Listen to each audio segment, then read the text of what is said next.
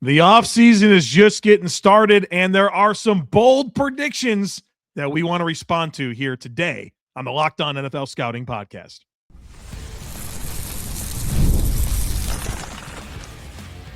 You are Locked On NFL Scouting with the Draft Dudes, your daily podcast for NFL and college football scouting.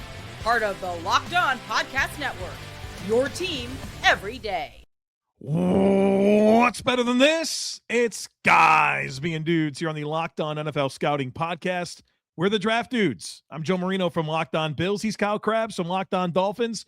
And we are your NFL experts here with you daily to talk team building across the league on the Locked On NFL Scouting Podcast with the Draft Dudes, part of the Locked On Podcast Network, your team every day. Want to issue a big thank you, shout out, and welcome to our everydayers. Those of you who never miss a single episode, we appreciate you all being here very, very much. Happy hump day. Happy trash day. Here, I had to chase the crows off the cans in the front yard. That ever happen to you? You get the crows? No crows. No. Makes me think of Robert Saleh's speech on Hard Knocks to the Jets about the crows pecking on the Eagles' backs. This is fitting, right? Like Saleh got hired on Monday. You don't even know that speech because you didn't watch that. I have no idea what you're talking about. The only bird that attacks an eagle is a crow. And the eagle, all he does is he flaps his wings and he soars as high as he can because they can fly higher than any other bird. Yeah, I'm familiar with that part. The crow loses the oxygen and falls down, and that's how the eagle gets rid of the crow. And the Jets that year were the eagle, and they had the crows that were going to come pecking at them and fly above them. You just got to fly higher, and got it. That's how you get rid of them. I like it. All right, we'll see what we like regarding these bold predictions. So Jeremy Fowler, who is a favorite of mine and Kyle's, he put together a list of predictions made by NFL executives, and there are some very spicy things. There are some high star power that is potentially on the move, and so we are going to sort through this today. Kind of takes on take style, where we want to introduce the idea and we'll kind of respond to it with our reaction. So, quick table setting. This from the intro of the Fowler piece. We ask industry sources around the league to forecast the season. The possibilities are endless, whether that's free agent signings, retirements, contenders, pretenders, trades, MVP favorites, and a link to last year with some of the things that did or did not happen. So these are industry sources, bold predictions for the 2026 offseason. And boy, we start with a banger. I think this one might have been put out there by somebody within the Raiders organization. Might have been the one that had this bold prediction. Because this one's bold to start us off. Lamar Jackson traded to the Ravens? Yeah. Raiders. To the Raiders. I don't see that, Kyle. I also feel like, so let's start with Baltimore and the decision to move on from John Harbaugh. And we've kind of heard like the hire has Lamar Jackson in mind. And I get it, where you're going to go through a contract negotiation. Lamar, with the negotiation that he had last time, took you all the way down to like the first night of the draft, right? Like, you remember hearing about that story and like the recollection of that. And they were like, yeah, we're getting ready to trade him. Like we thought we were going to have to move on. And then like he called us the day of the draft on Thursday and said, yeah, I'll take your offer. And then he signed. So he's got years left on his deal. Would it get to that? The owners said that they want to get a contract done by the start of free agency. Yep. So they've set like a very clear expectation that I don't know that they're going to make. I think Baltimore would be wise to have every conversation that there is about paths forward. And that's, who would be interested in Lamar? What are they offering for Lamar? But I just don't see, with the considerations that's apparently going into the head coaching search, I have a hard time seeing this one being one that comes to life, regardless of what team it is. But the Raiders would be the one to trade him to because you get the number one overall pick and then pick a quarterback. You don't move on from Harbaugh to trade Lamar Jackson. That doesn't make any sense to me.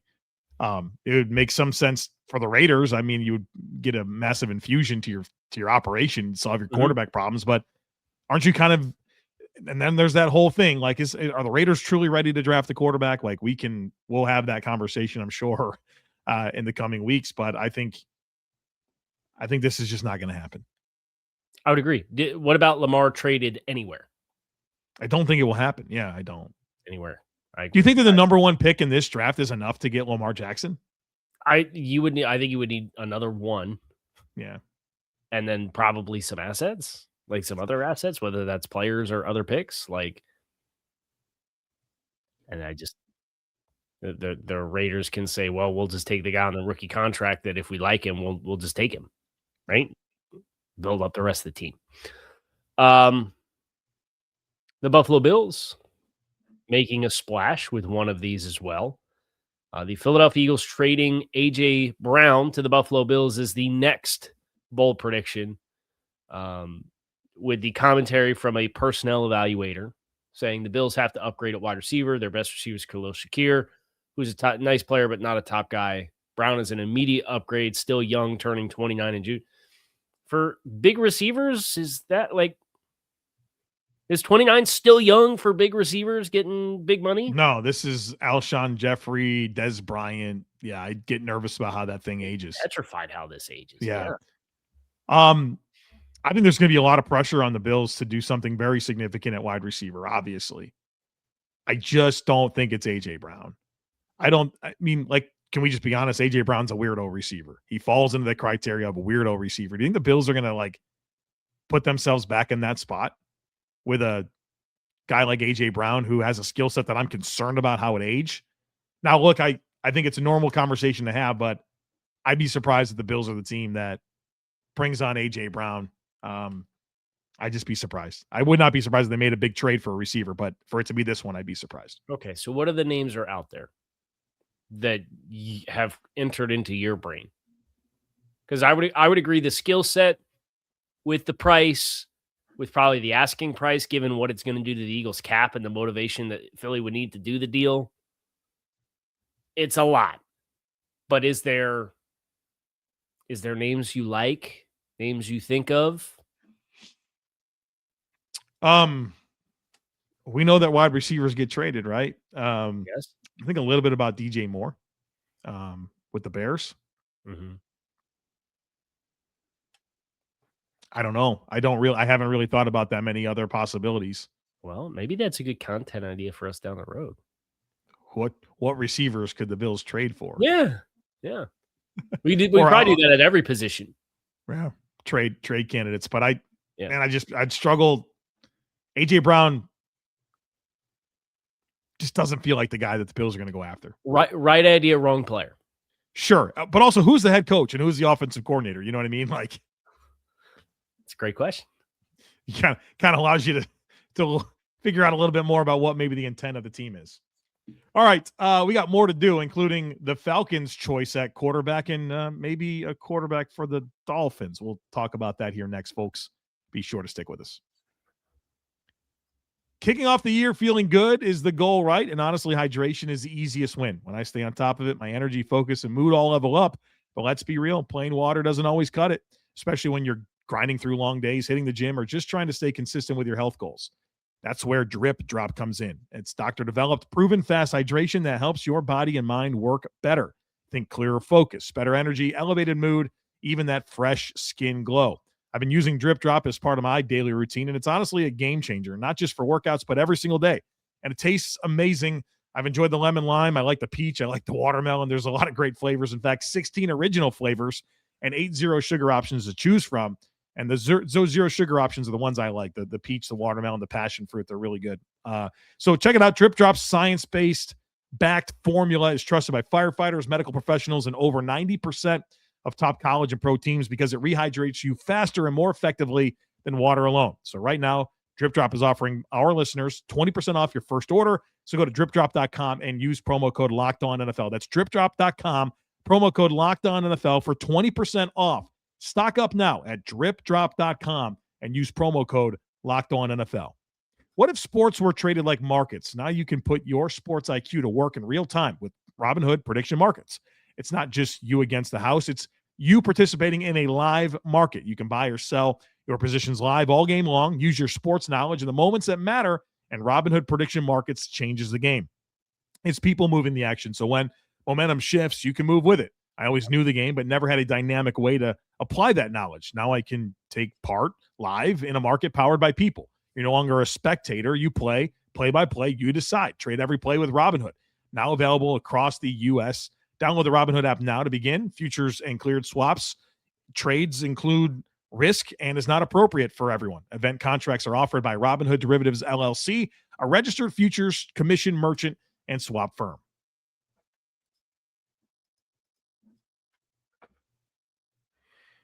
Our next bold take from someone who's a league source, Jeremy Fowler. Falcons roll with Kirk Cousins at quarterback in 2026. Falcons bet on Michael Penix not getting hurt, and he got hurt. They're going to need somebody early in the season due to injury, and Cousins played okay for them late in the year. It seems Cousins has always respected Kevin. Both sides have a decent option in their back pockets. Penix tore his ACL in November, right? Yeah, that sounds... he's not going to be ready for the start of the season. So I am currently confirming the last game that Michael Penix played in.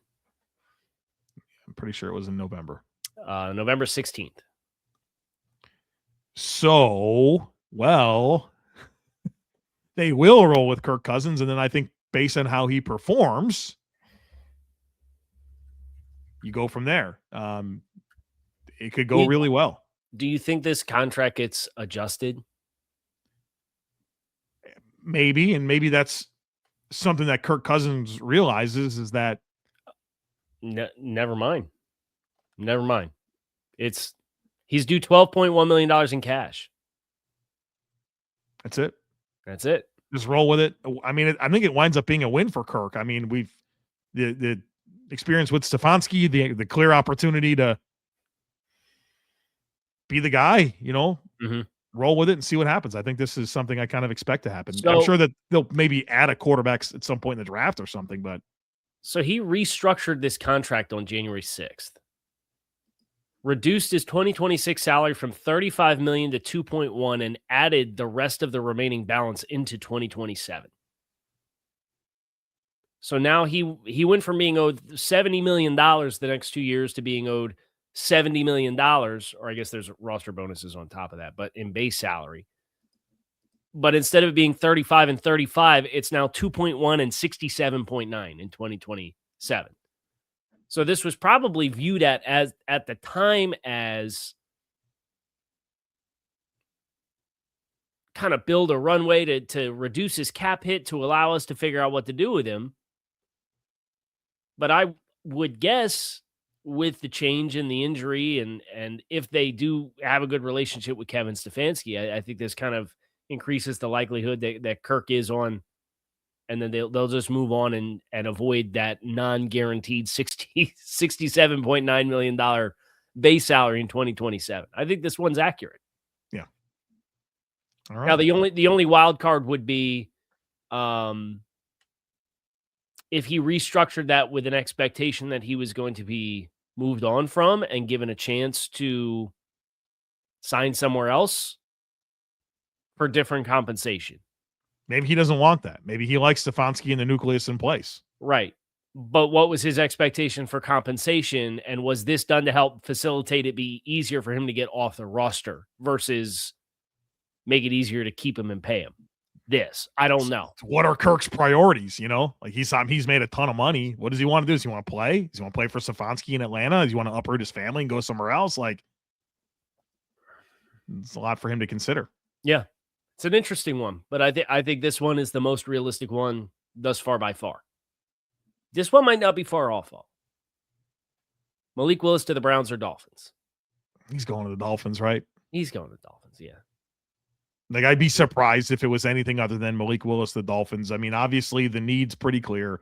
There's familiarity with the brain trust of Miami now with Coach Hafley and John Eric Sullivan, the GM. They spent the last couple of years with Malik Willis, who I think has the exact type of makeup that you would want from just kind of the dude that we know he is. Had some chances to be around Malik. The skill set is really dynamic. He's flashed. I think it's the exact type of move that Miami should make at quarterback, especially because, well, what other free agent are you going to go after? Well, Daniel Jones? No, I'd rather just go with Malik Willis. Or they're picking, where are they picking? Somewhere in the middle of the first round. 11th. Yeah. You're not going to go with Ty Simpson, right? Like, I think this is just really, really logical and something I think Miami absolutely should do. So, and the motivation for Malik Willis should be at most a 2-year deal, because he's doing the negotiating right now with 155 career pass attempts. And when you try to figure out, like,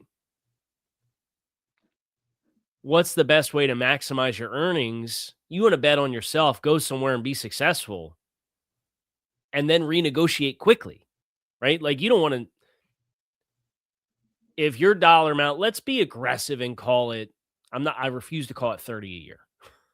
That's because that's what Sam Darnold got, and there's a whole lot more. And that's what Baker Mayfield. Yeah. Like, Baker Mayfield and Sam Darnold were guys with like a full year's worth of starts and winning playoff games getting $30 million a season, right? It's like the Matt Flynn comparison percentage of cap would be 16. Let's call it 25, right? Like, let's say 2 for 50, right? And then if you come in and you play well, how many guys are making $50 million a year now if you're a starting quarterback?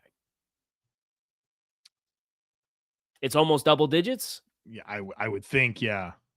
So you don't want to sign for 25 on a 4-year deal and give a team a bunch of extra time to string you out.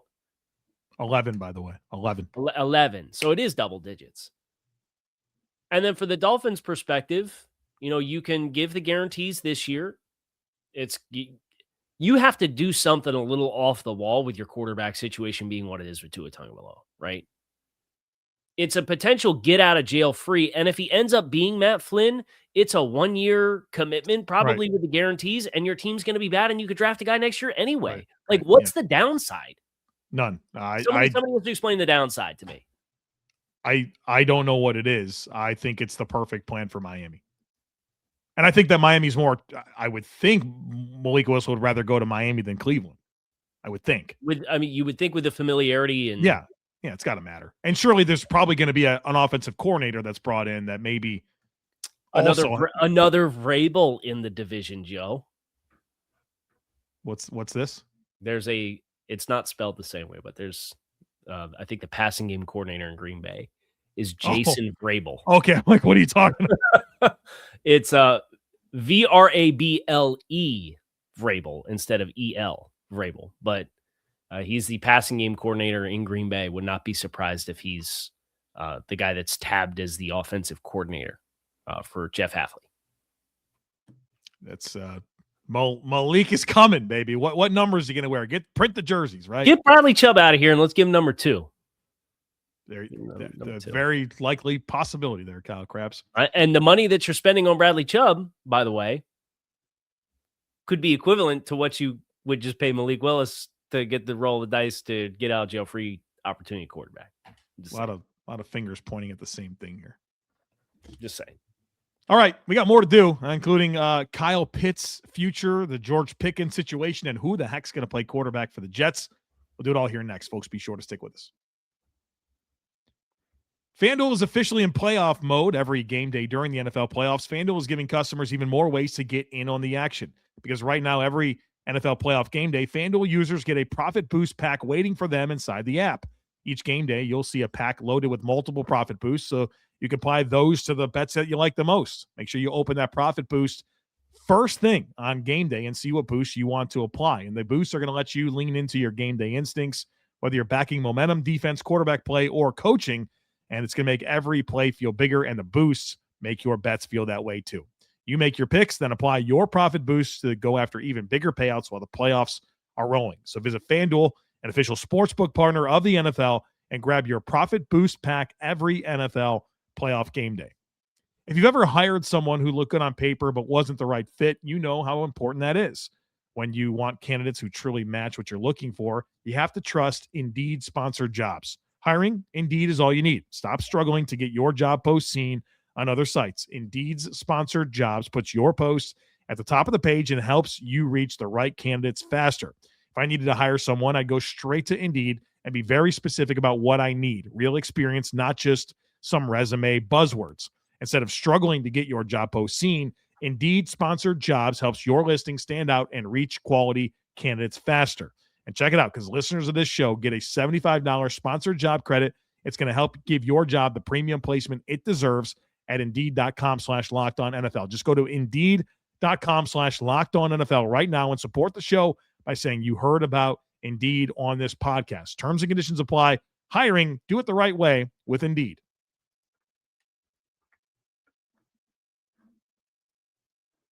Colts win the AFC South for the first time in 12 years, per this story's bold take from a league source.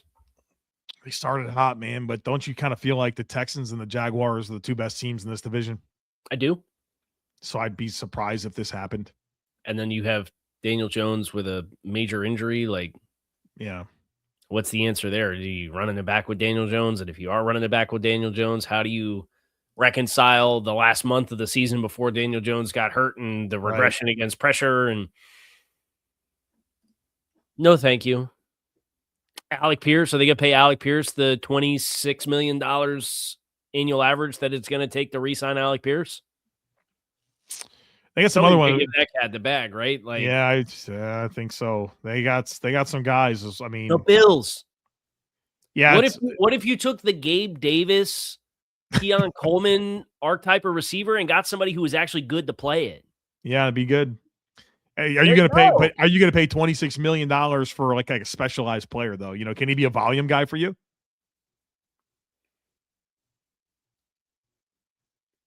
I really like the way that he's developed, and you should take your victory lap and spike the ball on that, because you liked Alec Pierce. I like Alec. Yeah, I like Alec. You liked him a lot more than I did coming out. Yeah, it's just it's a healthy price tag. It is a healthy price. That's. I mean, what we've seen some of these Diami Brown, right? Like, right. Would you have two Diami Browns or one Alec Pierce? One Alec Pierce. But okay. I think you got to get. I think if 26, that means you're getting it's 2.5. You know, 2.5 Diami Browns.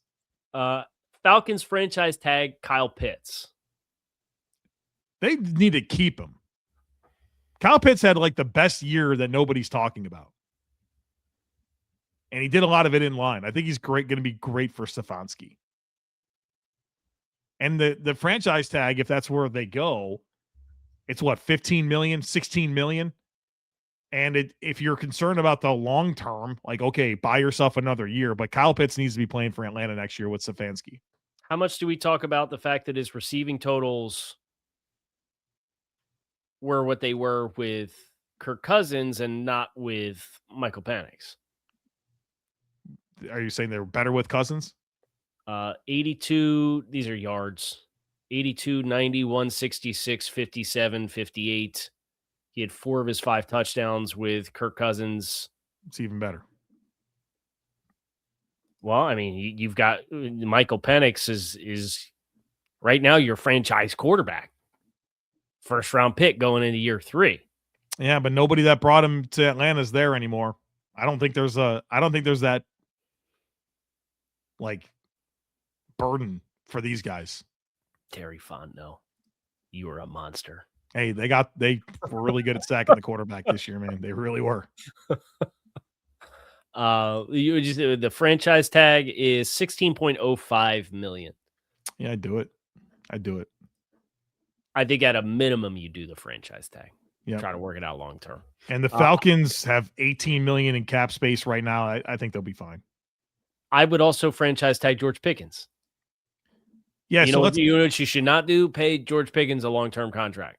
Yeah, there's some layers to this that are weird. In the Fowler piece, which is linked in the show notes, by the way, George Pickens' situation in Dallas gets sticky. I think there's a lot of unique dynamics with George Pickens in a vacuum, but with what you're paying CD and Dak, like you're going to have over $100 million invested in those 3 players. And Are you signing up to be the Bengals?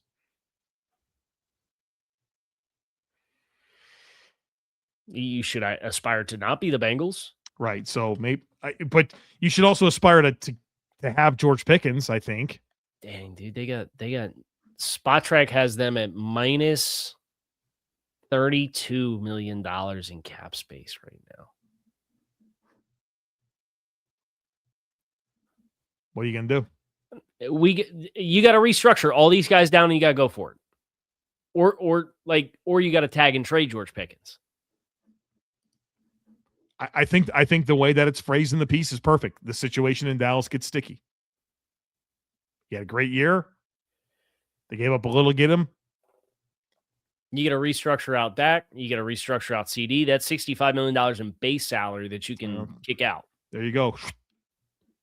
Tyler Smith, any concerns there? 25-year-old quality offensive line. You restructure him. Go ahead. Quinn Williams, you just traded a first-round pick for him, right? Okay, there's another $44 million in base salary to restructure out. You got to restructure them all out. Super doable. Yeah, do it. Your heels are dug in. Do it. The way you become the Bengals is if you pay George Pickens long term. And don't restructure anybody. Right. So don't do that. Man, they even got some middle class contracts like Deron Bland, Terrence Steele, Logan Wilson. These guys are all between $6 and $12 million in base salary that you can either move on from or rework as you need to. But if you're Dallas and you acquired these guys for the cap cost that you did, I don't think you can justify like a 1-year run for a 500 season and call it a day and be like, nah. No, yeah, you're right. Especially that division feels like you got a good shot at it. Pretty open, yeah. Pretty open. Go do it. So, and the quote in here is a veteran AFC coach. I don't see Pickens coming off the season he had welcoming the tag with open arms. I don't care. I don't care. You can get the tag or you cannot play. Like, when a team like Pittsburgh moves on from guys at that position, historically, it's told you everything you need to know about what the future holds. And Georgia kind of had those questions coming out of Georgia. You can't pay him long term. I think it'd be a big time mistake if they did, but you can make the tag work and you should use the franchise tag.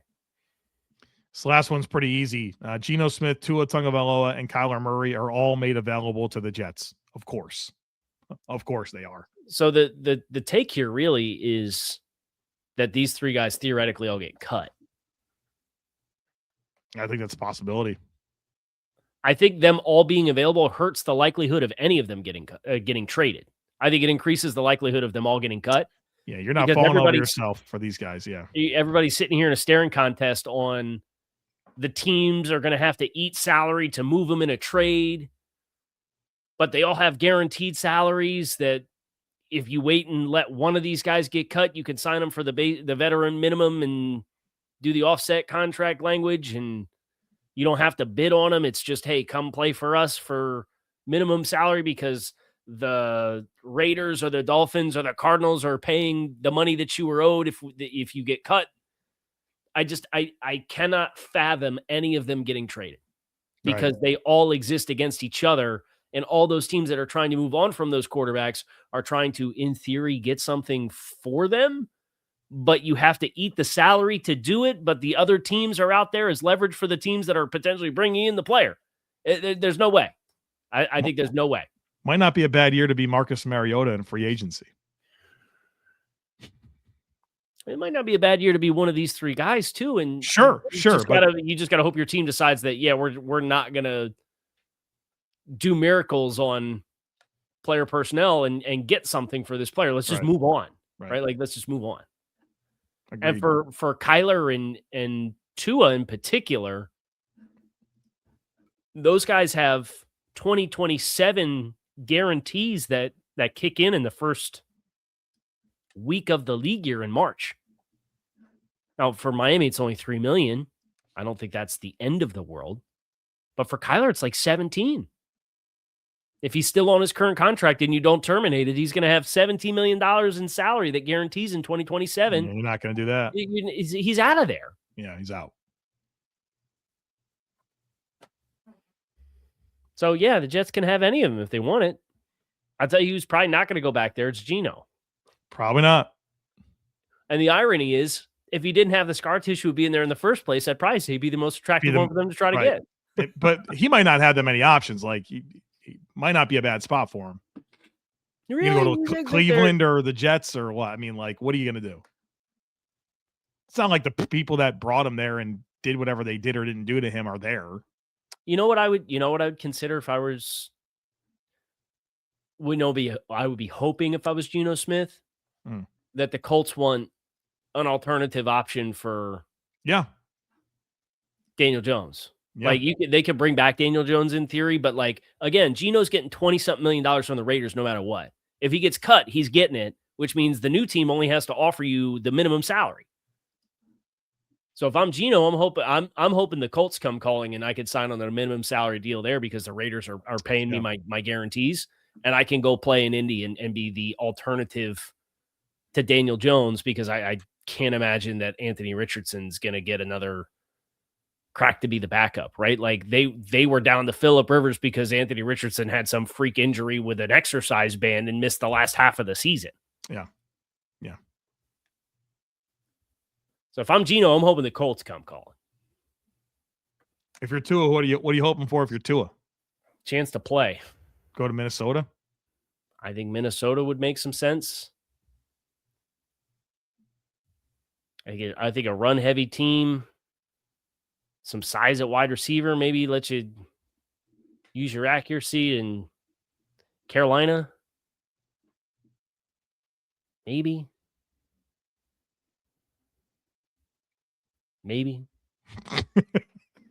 Tough, man. Tough. And the way that he played this year is tough to reconcile, because there was a lot of physical regression for a guy that didn't have a lot to tap into in the first place. Yeah. That's going to do it for us here on the show. Kyle Crabbs, Joe Marino. Joe's got to get the show up and go to the end of day's Bills press conference in 15 minutes. It's the start of days, Kyle. This is all great. So we're wrapping it up. Joe can get out of here and on with his day. Kyle Crabbs, Joe Marino, appreciate you guys checking out the show. Make it a great rest of your day. We'll come back. See you again tomorrow.